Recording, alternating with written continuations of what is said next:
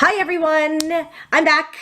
I'm here in Canada for those of you who have seen my first vlog, and it is frightfully cold outside, so I thought what better thing to do than to stay warm, and that's to talk to you about something that I know a lot about, and that's teaching. Now, the purpose of this vlog is not just for teachers, okay? Let's get that right out from the start. This vlog is really for anybody who's curious to know what exactly is teaching all about. So for those of you who are thinking of getting into teaching, or for those of you who are teachers, parents, like I said, it doesn't matter. This vlog is for anybody who wants to see. Now I'm going to be talking about some of the roles that we as teachers go through in the course of our career. Now, there are a lot of them, all right? Trust me, I could go on and on and on and on, and there might be more than one vlog. I really don't know. A lot of it will depend on the comments that I get below. But I thought I would pick 5 and talk about just those 5. Now, one of the first roles that we as teachers deal with, and that is of a parent. Now, me being female, I come at it from a motherly instinct. I can't help it, can't drop it, it's always there. I'll come to school and I'm that annoying teacher that will ask you, did you have breakfast? Have you had your lunch? Are you happy? Have you had a good night's sleep? Did you play fair? Are you listening? Are you trying to the best of your ability? Now, that's something that I can't really drop, and of course I want my students to hit their full potential, and of course I'm going to ask that because to me that's really, really important, getting to know a student, getting them to work and letting them know that there's somebody out there who really, really cares. So I'll ask them really those off-the-wall questions. I'll remember if something's going on at home or if they're feeling sick, and I just ask them how their day is, because that's really important, and that's what you'll do as a parent. That's what I do as a teacher. Now, another role that teachers have is the academic role. Now, yes, you're a teacher. You're supposed to have answers. You're supposed to know what you're talking about. But I got a newsflash for you. We don't know everything. Now, yes, you have your grades, you have your specialty, but technology changes, advances in technology changes, discoveries change, people learn things, and as a result, we as teachers have to change that as well. But irregardless, we're still the ones that have to teach those expectations given by the government. Now, me being an elementary school teacher here in Canada, at my board, I can teach all the way up to grade 8. And that means teaching all sorts of different subjects. So some of those subjects I teach are math, then you have language. And with language, we have the reading, writing, speaking, and media. You have phys ed, you have science, you'll have geography and history. And with the arts, those of you who are arts people, it's more than just visual arts. You also have music, dance, and drama.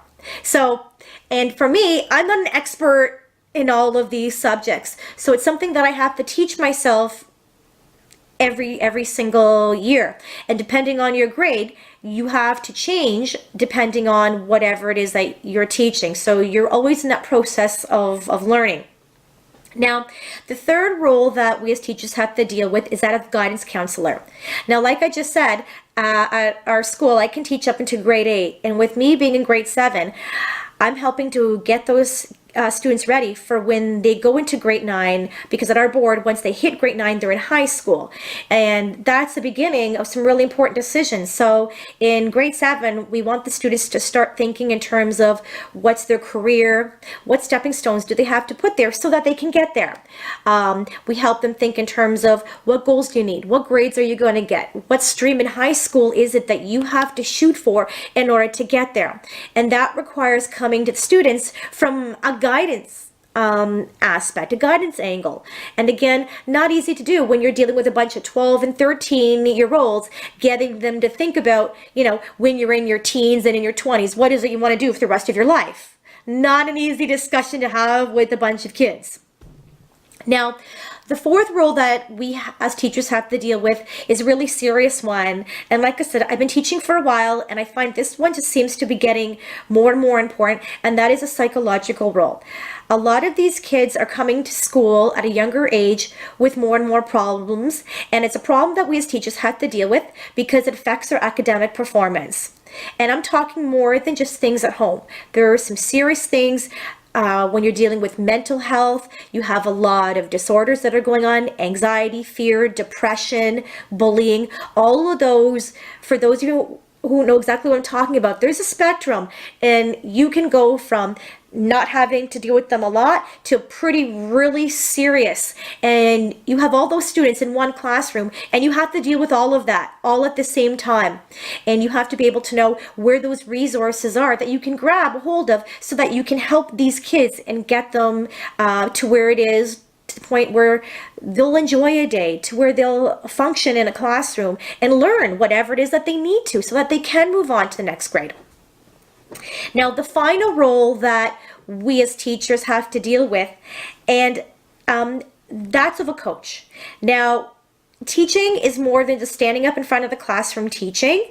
It's also coaching. And then a lot of us, when we're not in front of our classroom, we're giving our time to the students.